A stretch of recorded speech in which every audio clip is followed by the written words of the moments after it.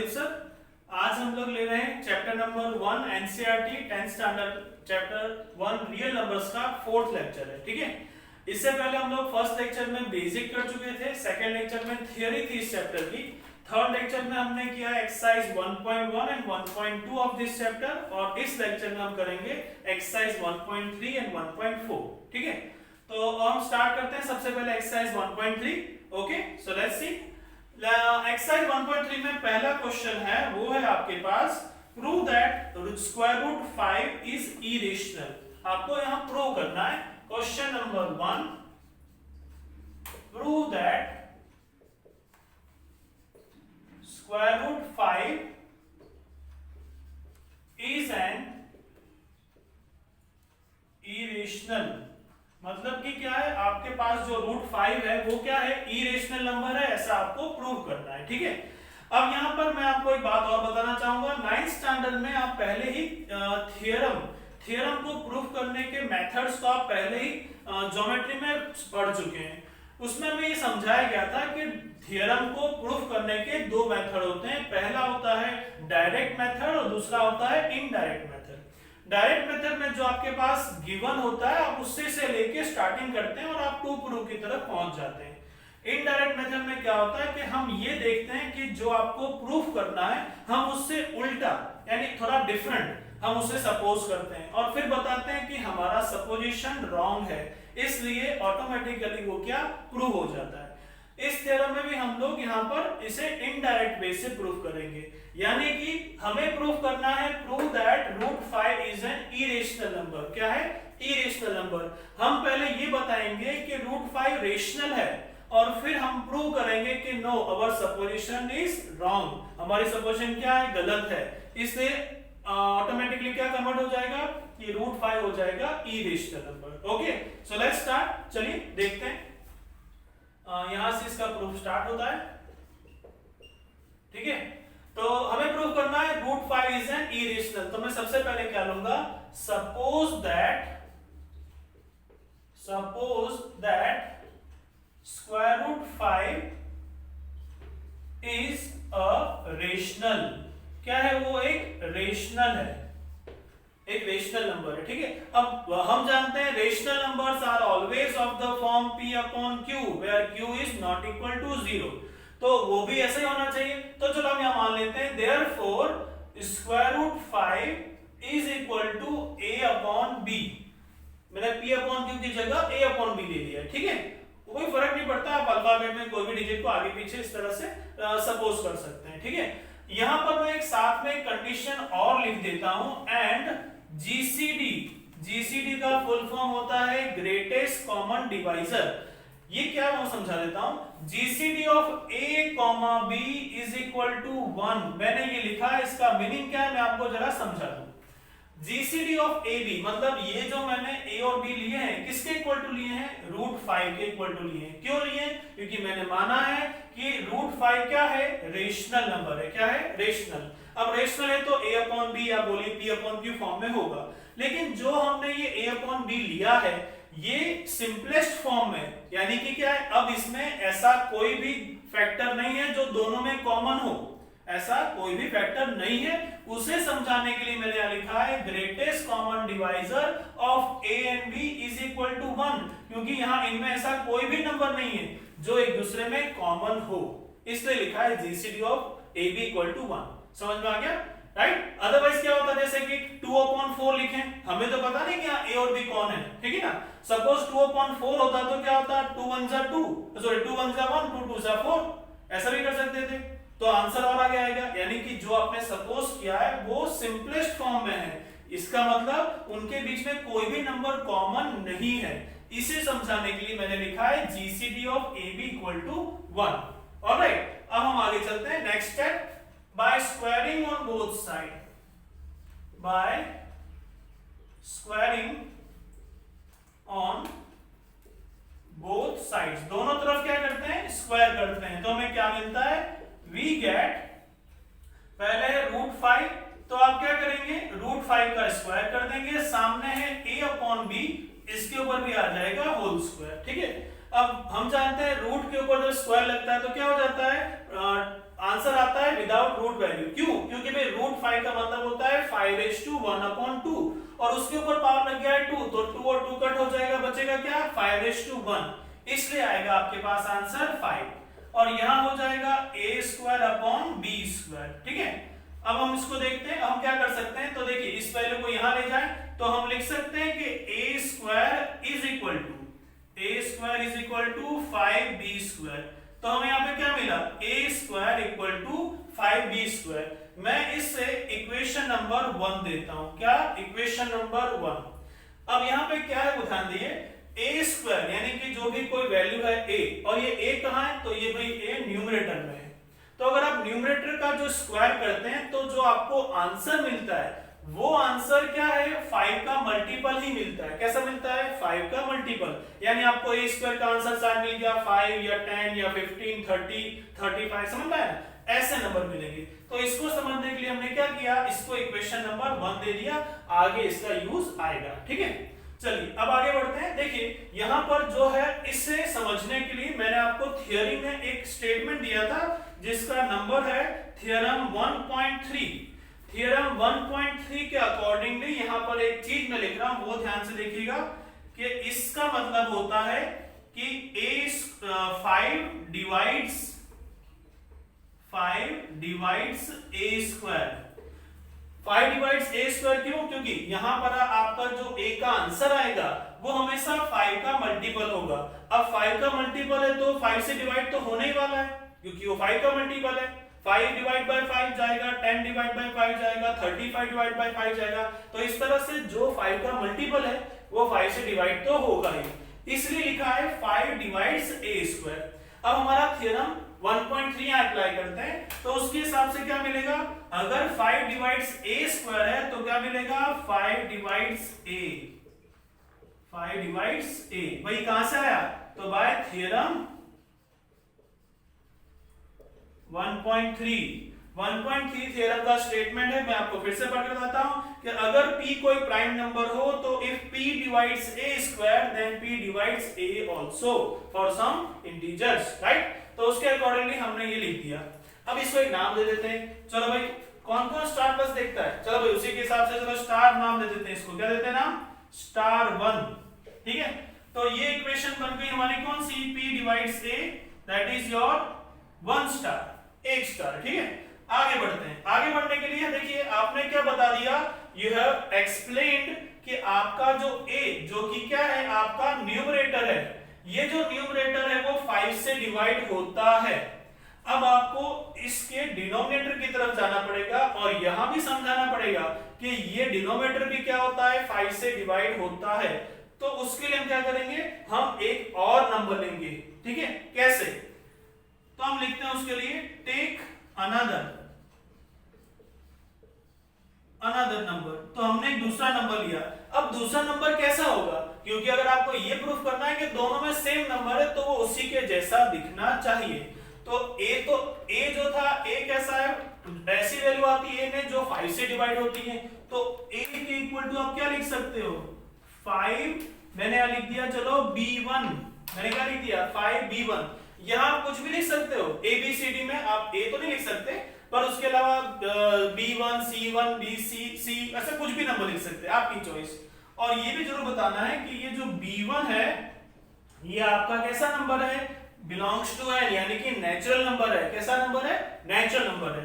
तो हमने यहाँ पे ले लिया a इक्वल टू 5b1, यानी a की जगह एक नंबर ले लिया, कौन सा, 5b1। ठीक है, तो अब ये नंबर लेने के बाद जो प्रोसीजर आपने न्यूमरेटर के लिए की थी कि भाई स्क्वायर किया दोनों तरफ, कैलकुलेशन और थ्योरम अप्लाई की 1.3, सेम टू सेम प्रोसीजर अब हम फिर से करेंगे फॉर द न्यू वैल्यू। अब हमारे पास नई वैल्यू आ गई है। ये वैल्यू क्यों ली गई है, क्योंकि भाई हमको बताना है कि ये वैल्यू जो है वो किससे रिलेटेड है, डिनोमिनेटर से है। तो ये हमें डिनोमिनेटर के साथ उसे कनेक्ट करने के लिए ये वैल्यू लेनी ही पड़ेगी। ठीक है, तो हम करते हैं बाय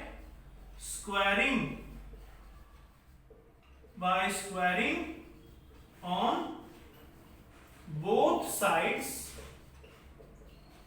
we get, तो पहला है a, तो भाई a के ऊपर आ गया स्क्वायर, और यहां कौन था भाई 5b1, उसके ऊपर भी आ गया स्क्वायर। तो अब आगे क्या होगा, we just move on next side. तो यहां चल रहे हैं a स्क्वायर, तो ये हो जाएगा भाई आपका a square is equal to 5 का स्क्वायर होता है 25 और है b1, तो आ जाएगा आपके पास 25b1 स्क्वायर। ठीक है, अब हम इसके आगे जो है हमारा रिजल्ट नंबर 1 इसे यूज करेंगे। यहां लिखा है a square equal to 5b square, तो यहां आपके पास देखो a स्क्वायर लिखा है ना, तो मैं इसको क्या सब्स्टिट्यूट कर सकता हूं, 5b square is equal to 25b1 square. कैसे आया ये, चमत्कार नहीं हुआ, ये रिजल्ट 1 आया है। ठीक है, a square equal to 5b square, यानी a स्क्वायर की जगह 5b स्क्वायर लिख सकते हैं। तो कैसे आया, बाय रिजल्ट 1, जो फर्स्ट रिजल्ट है ये इस पे से आएगा। ठीक है, अब आप देख सकते हैं यहाँ 5 है, 25 तो कट करेगा 5 1 जा एंड 5 5 जा, तो आपकी वैल्यू कैसे आई, आई b square equal to 5b1 square. ठीक है, 5b1 स्क्वायर। तो जो आपने इस तरफ लिखा था वही का वही procedure by the help of theorem 1.3 हम फिर से रिपीट करेंगे। अब हम क्या लिखेंगे, जब ये a square equal to 5b square था, हमने लिखा था 5 डिवाइड्स a स्क्वायर, तो अब यहां पर b square equal to 5b1 square है, तो हम क्या लिखेंगे 5 डिवाइड्स b स्क्वायर। क्या आएगा आपके पास, 5 डिवाइड्स b स्क्वायर। ठीक है, तो हमारी थ्योरम 1.3 के अकॉर्डिंगली 5 डिवाइड्स b, क्यों, तो भाई कहां से आया, बाय थ्योरम 1.3 से आया। ठीक है, तो ये बन गया आपका नेक्स्ट, आपका ये बना डबल स्टार। देखो पहले कौन सा था, रिजल्ट नंबर स्टार, अब आ गया आपके पास डबल स्टार। ऐसे धीमे धीमे आप 5 स्टार तक पहुंच ही जाओगे। ठीक है, तो अब हम क्या करेंगे, अब हम स्टार 1, रिजल्ट स्टार 1 और रिजल्ट स्टार 2 को एक साथ देखेंगे। क्या है, 5 डिवाइड्स a और दूसरा है 5 डिवाइड्स b, मतलब जो 5 नंबर है वो a को भी डिवाइड करता है, b को भी डिवाइड करता है। तो हम क्या लिखेंगे, therefore from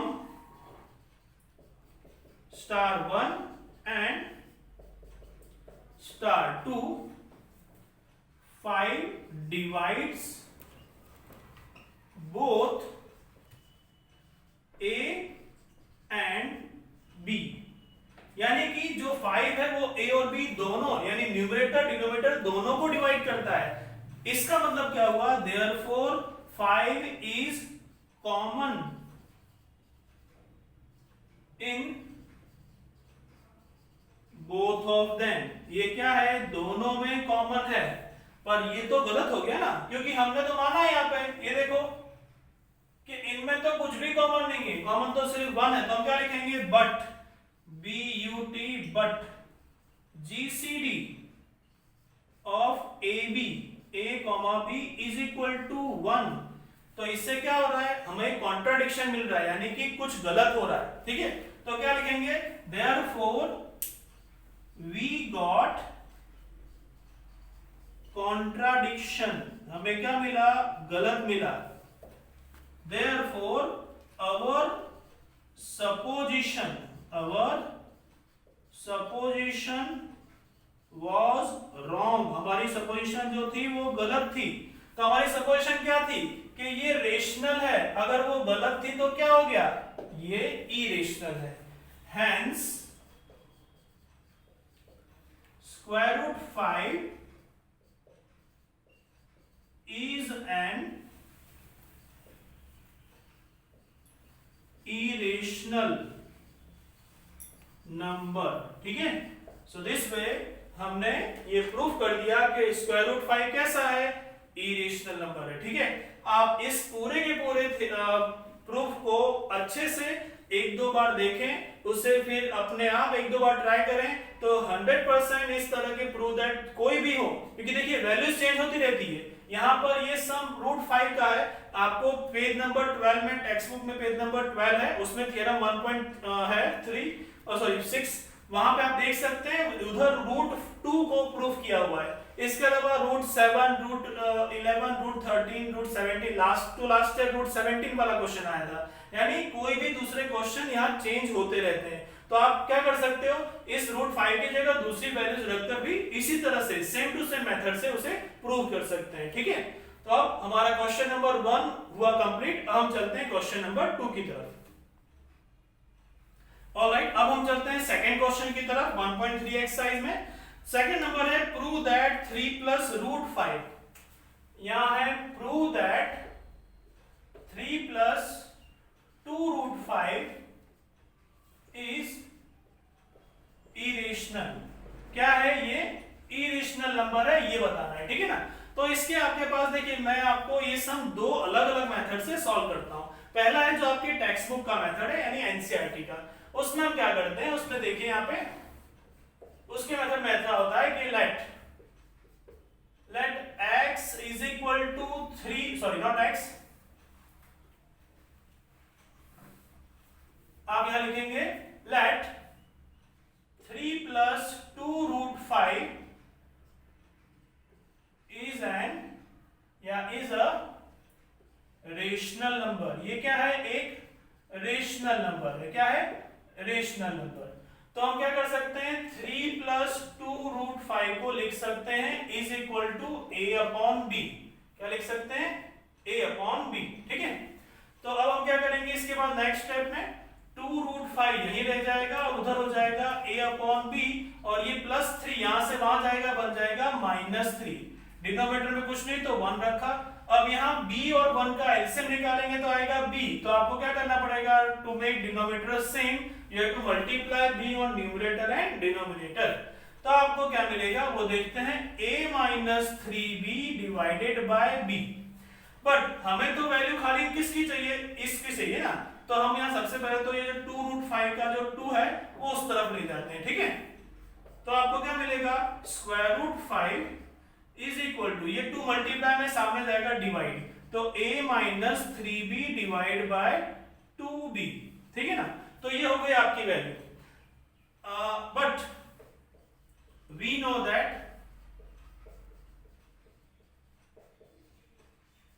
square root 5 is an irrational number. Root 5 कैसा है, इरेशनल नंबर है। तो अगर रूट 5 के इक्वल टू ये वैल्यू आपको मिल रही है, तो अगर रूट 5 और ये दोनों सेम है, तो अगर रूट 5 इरेशनल है तो ये वैल्यू भी इरेशनल होगी। अब ये वैल्यू कौन सी है, तो ये कहां से आई है, ये वैल्यू यहां से आई है, इसमें से। तो इट मींस व्हाट, कि आपका ये जो वैल्यू है 3 प्लस 2 रूट 5 वो भी कैसा आएगा, it will be also irrational number.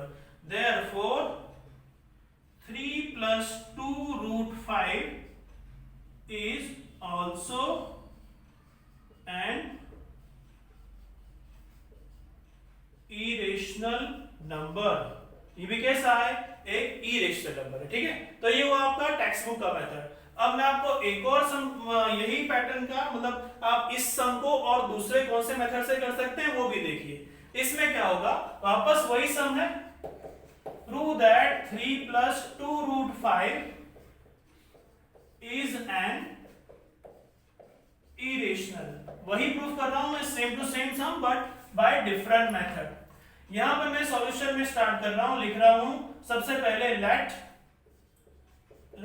x is equal to 3 plus 2 root 5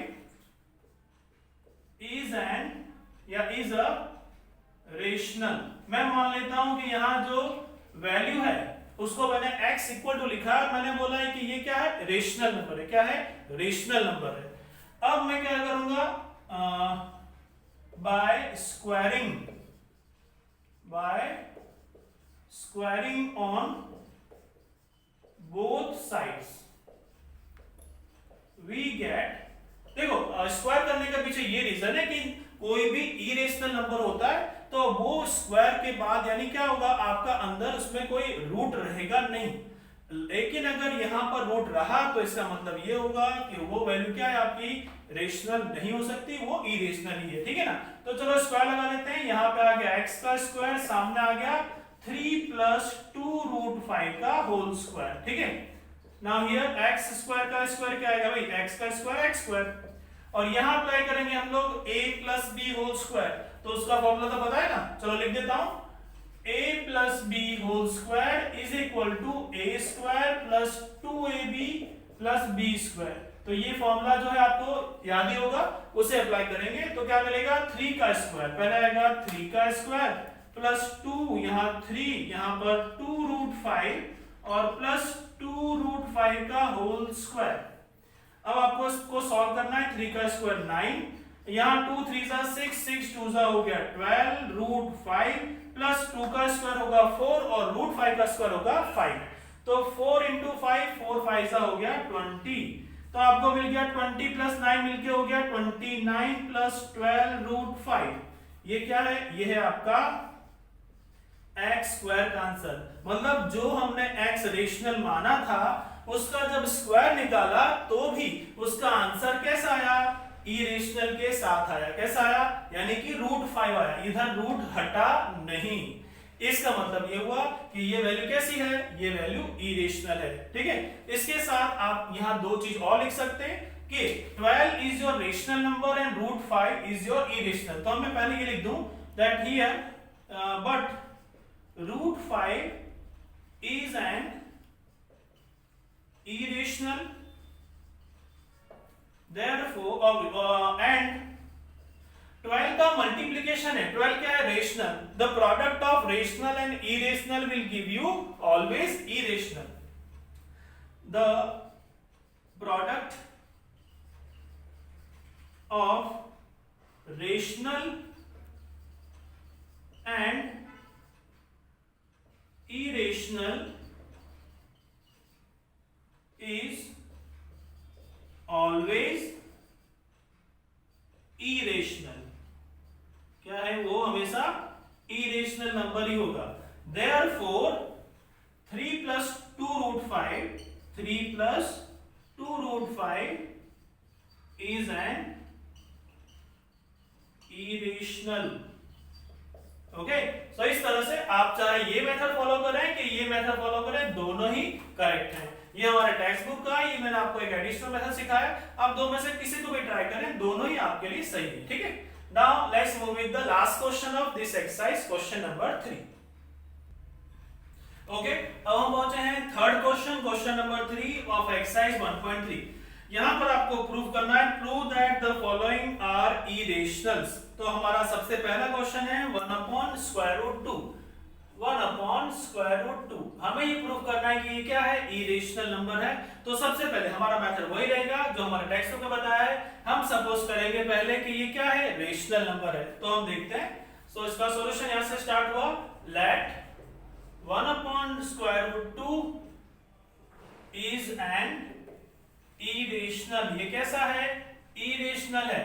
अगर ये इरेशनल है तो क्या होगा? 1 upon root 2 is equal to a upon b आएगा, जहां पर हम बता सकते हैं ये a और b कैसे हैं? a is your numerator and b is your denominator. तो यहाँ ये वैल्यू क्या है? हमारी रेशनल है। और अगर ऐसा है तो अगर मैं इसका रेसिप्रोकल करूं, रेसिप्रोकल पता है ना, numerator will become denominator, denominator will become numerator. तो ये हो जाएगा root 2 upon 1 is equal to b upon a. ठीक है, तो अब हम यहाँ देखें कि root 2 is equal to b upon a आ रहा है। अब बी अपॉन ए तो डेफिनेटली जब ए अपॉन बी रेशनल था, ए अपॉन बी क्या था? रेशनल था। क्या था? रेशनल। तो अगर ये रेशनल था तो इसके आगे भी क्या आएगा?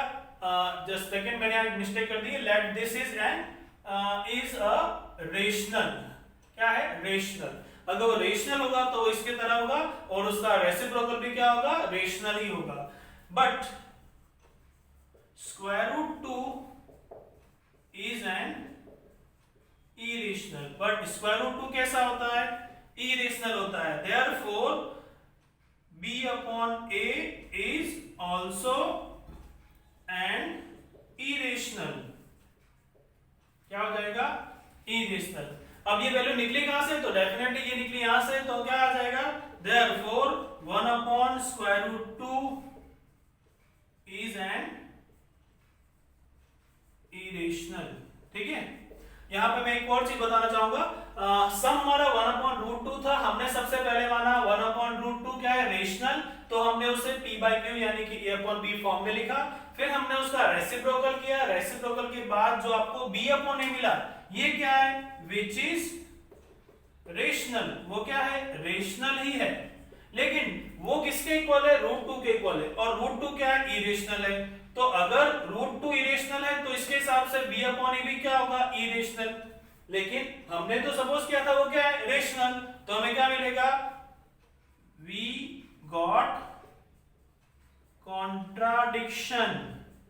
हमें क्या मिला, हमारा सपोजिशन रॉन्ग मिला, therefore 1 upon root two is an irrational. ठीक है, तो इस तरह से ये हुआ हमारा first sum proof. Let's go with second number. अब हम आते हैं क्वेश्चन नंबर 3 के सेकंड सम की तरफ। सेकंड सम है 7 रूट 5। क्या है, 7 रूट 5। तो स्टार्टिंग वही है, let 7 root 5 is a rational. हम मान लेते हैं कि वो क्या है, रेशनल नंबर है। तो क्या हो जाएगा, 7 root 5 is equal to a upon b। It means root 5 is equal to a upon 7b। ये 7 यहां से डिवाइड में चला गया, but root 5 is an irrational. वो क्या है, irrational. Therefore a upon 7b is also irrational. Therefore we got contradiction, क्योंकि हमें पता है कि ये जो आपकी वैल्यू है कौन सी, a upon 7b, वो तो क्या है, वो तो इरेशनल है। देखिए या लिख सकते हैं which is rational। ये वैल्यू कौन सी है, रेशनल है, पर हमको क्या मिल रहा है, वो तो इरेशनल है। दैट मींस हमने जो सपोज किया था कि ये 7 रूट 5 रेशनल है, वो गलत हुआ। Therefore 7 root 5 is an irrational. वो क्या होगा, इरेशनल ही होगा। ठीक है, ऑलराइट। तो हम आते हैं सेकंड सम की, नेक्स्ट थर्ड सम की तरफ। ये है third number, value 6 plus root 2, 6 plus square root 2। तो स्टार्टिंग वहीं से होगी, let 6 plus square root 2 is an irrational. अगर ये इरेशनल, सॉरी ये रेशनल है, क्या है, रेशनल, तो क्या होगा, 6 plus root 2 is equal to a upon b आएगा। क्या आएगा, a अपॉन b। ठीक है, क्योंकि हमने क्या देखा, जो 6 प्लस रूट 2 है वो हमने सपोज किया है कि वो इरेशनल है। क्या है, इरेशनल है। ठीक है ना, तो हमारी वैल्यूज जो है कि अगर हमारी ये वैल्यू क्या है, इरेशनल, हमने सपोज किया कि ये वैल्यू क्या आ गई, रेशनल है। ठीक है, तो जब मैं आपको शायद यहाँ ना दिखे तो मैं बता दूं कि ये वैल्यू क्या है, दैट इज एन रेशनल। यहाँ पर आपकी value 6 plus root 2 equal to a upon b है। क्या है, a अपॉन b है। ठीक है ना, तो यहाँ पर जो आपके पास वैल्यू आ रही है वो किस तरह से है, देखते हैं। अगर रेशनल है तो वो हमेशा a अपॉन b फॉर्म में होगा। तो यहाँ पे आपको क्या मिलेगा, ये 6 अगर वहां ले जाएं तो root 2 is equal to a upon b, और ये 6 यहाँ से वहां जाके माइनस हो जाएगा, 6 डिवाइड में 1, तो आपको मिलेगा रूट 2 इज इक्वल टू, यहाँ पे एलसीएम लिया b, तो आपको क्या मिलेगा, a minus 6b divided by b।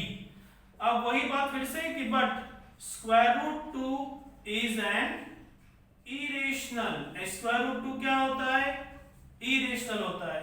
और जैसे कि हमने हर जगह बताया कि ये इरेशनल है, ये वाला पार्ट क्या है, विच इज रेशनल। ये हमारा पार्ट रेशनल है क्योंकि a अपॉन b फॉर्म में है, लेकिन रूट 2 मिल गया इरेशनल जो उसके इक्वल था, यानी कि क्या हुआ, हमें क्या मिला, कॉन्ट्राडिक्शन। तो हमें मिलेगा ये therefore a minus 6b upon b is also irrational. Therefore we got contradiction। हमें क्या मिला, जो हमने माना था उसका उल्टा मिला। ठीक है ना, therefore the given value is irrational। therefore 6 plus root 2 is an irrational।